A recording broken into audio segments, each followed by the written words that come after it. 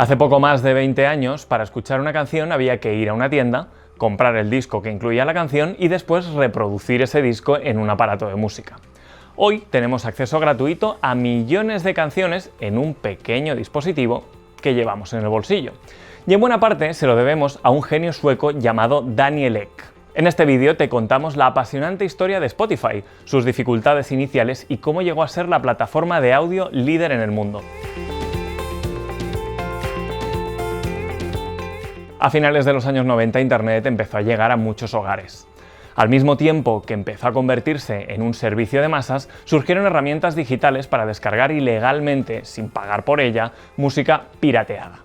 Muchos consumidores de música que solo querían escuchar una canción concreta de su artista favorito, preferían descargarla en Internet en lugar de tener que comprar un disco completo lleno de canciones que no le interesaban. Las ventas de discos cayeron cada vez más a medida que esta práctica se fue generalizando. Las discográficas dejaron de ganar millones de dólares, claro, y los artistas también. Esta crisis demostró que la industria musical necesitaba un nuevo modelo de negocio. Aquellos primeros sitios de descarga ilegal eran incómodos de usar y estaban infestados de publicidad y virus informáticos. En 1999 se lanzó Napster, un programa creado para que sus usuarios pudiesen compartir archivos fácilmente, sobre todo música en formato MP3. Las continuas denuncias por violación de la propiedad intelectual consiguieron que Napster dejase de funcionar 2 años más tarde. En el año 2001, Apple transformó para siempre nuestra forma de disfrutar de la música al lanzar el iPod. Era un pequeño reproductor con capacidad para 1000 canciones conectado con su propia tienda de música digital, la iTunes Store, y con un nuevo modelo de negocio que permitía comprar canciones sueltas y descargarlas en el dispositivo. En aquel momento y durante muchos años, el iPod fue la mejor alternativa legal a los discos compactos y de vinilo. Daniel Ek nació en Estocolmo en 1983. Su pasión por la música y la informática le llevó a fundar su primera empresa con solo 14 años. Se trataba de una agencia de creación y diseño de páginas web en la que empleó a varios compañeros de instituto. A los 16 años, Daniel decidió que quería trabajar en Google.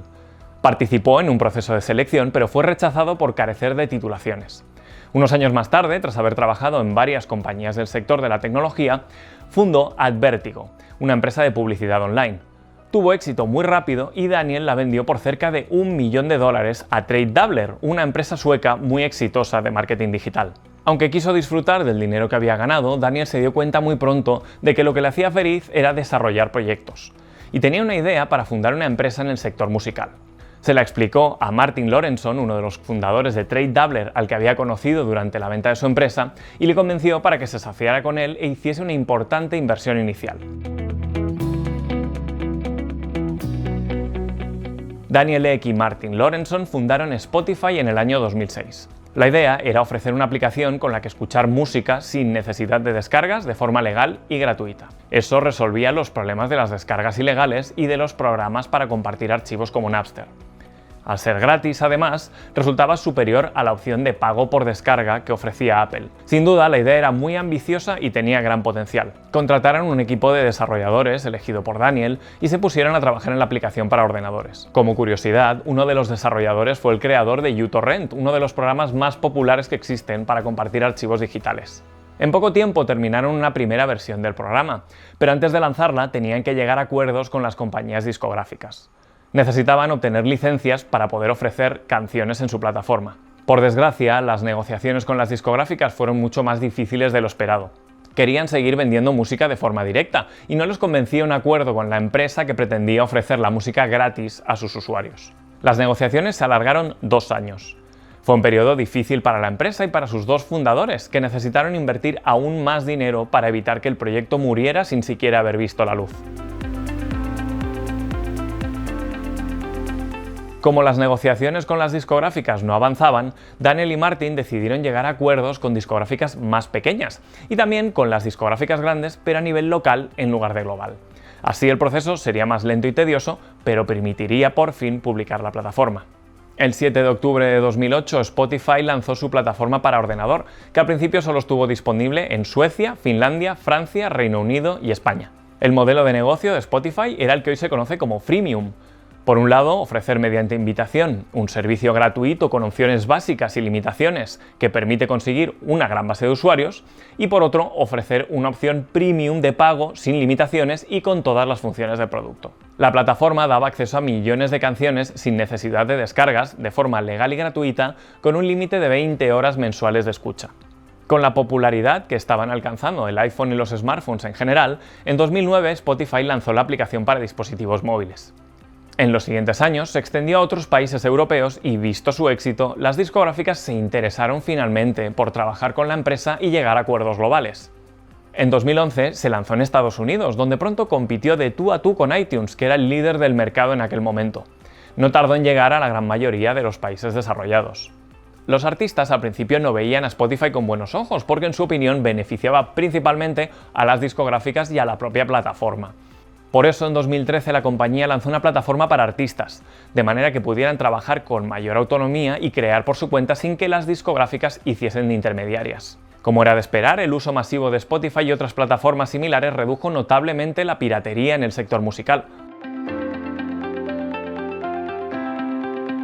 Pocos años después de su lanzamiento, Spotify ya era una de las plataformas digitales de música más importantes del mercado. Pero Daniel Ek no pensaba detenerse ahí, quería seguir creciendo y hacer de Spotify el líder absoluto. Como ya tenía acuerdos con las principales discográficas mundiales, Universal Music, Sony Music, Hollywood Records y Warner Music, necesitaba otras formas de crecer.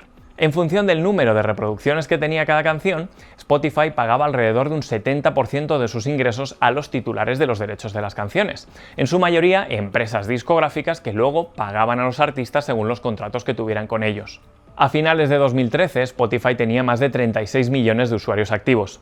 El 22% de ellos eran usuarios premium y sus cuentas suponían más de un 90% de todos los ingresos de la compañía, lo cual demostraba que la publicidad de las cuentas gratuitas no era una buena fuente de ingresos. La opción gratuita servía para captar usuarios y luego convertir a algunos de ellos en clientes de pago. En 2014, Spotify decidió eliminar la limitación de 20 horas mensuales para los usuarios gratuitos. A cambio, introdujo cuñas de publicidad y la reproducción aleatoria sin posibilidad de elegir canciones. Esto sigue siendo así a día de hoy. Tras lanzar su plataforma para artistas, llegó a un acuerdo con la herramienta de comercio electrónico Shopify.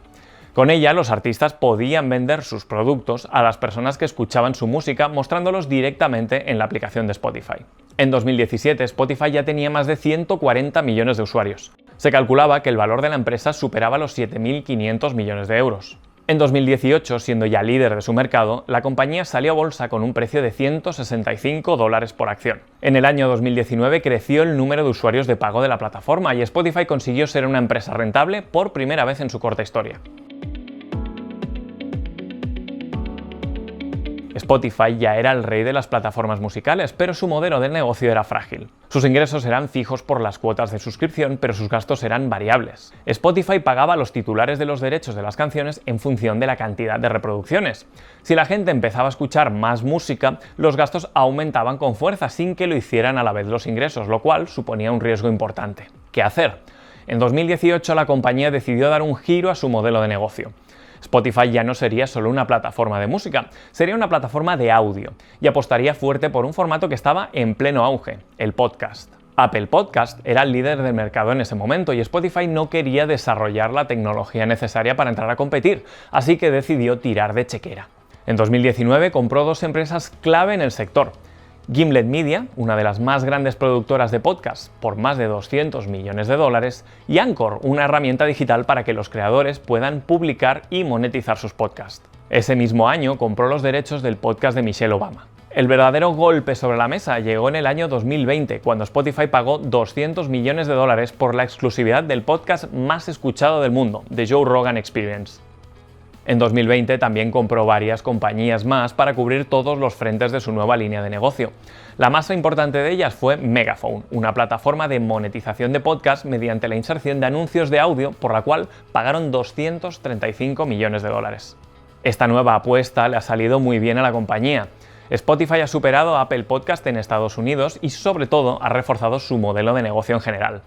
Muchos suscriptores premium pasan ahora más tiempo escuchando podcasts que escuchando música. Así disminuye la cantidad de reproducciones de canciones y por lo tanto disminuye el volumen de regalías que Spotify debe pagar por los derechos de esas canciones. El margen de beneficio es más grande y la sostenibilidad del negocio a medio y largo plazo está más asegurada que nunca. En 2021 la plataforma ya estaba presente en más de 180 países. En 2022 llegó a un acuerdo de patrocinio con el Fútbol Club Barcelona por 4 años y por 280 millones de euros. Entre otras cosas, el estadio ha pasado a llamarse Spotify Camp Nou y las camisetas del primer equipo exhiben el logo de Spotify en su parte delantera. En octubre de 2022 se estrenó en Netflix la serie The Playlist, que cuenta la historia de Daniel Ek y de Spotify en 6 episodios. Este vídeo es un buen resumen, pero si el tema te interesa, te recomendamos que veas la serie. A principios de 2023, Spotify tenía más de 500 millones de usuarios activos y su crecimiento ha sido constante y fuerte desde hace años. También, a principios de 2023, la plataforma tenía más de 200 millones de suscriptores premium y el crecimiento en los últimos años es similar al de los usuarios gratuitos. La compañía ingresa más de 10.000 millones de dólares anuales y es la plataforma de streaming de audio número 1 del mundo. Spotify es la plataforma de streaming de audio con mayor número de suscriptores premium en el mundo, muy por encima de sus competidores Apple Music, YouTube Music y Amazon Music. Daniel Ek, el fundador de Spotify, se ha hecho multimillonario por haber conseguido llevar música al bolsillo de cientos de millones de personas en todo el mundo, gratis y a demanda. Si te ha gustado el vídeo, dale a like y suscríbete al canal de Value School. Tienes aquí otros vídeos que también te pueden gustar.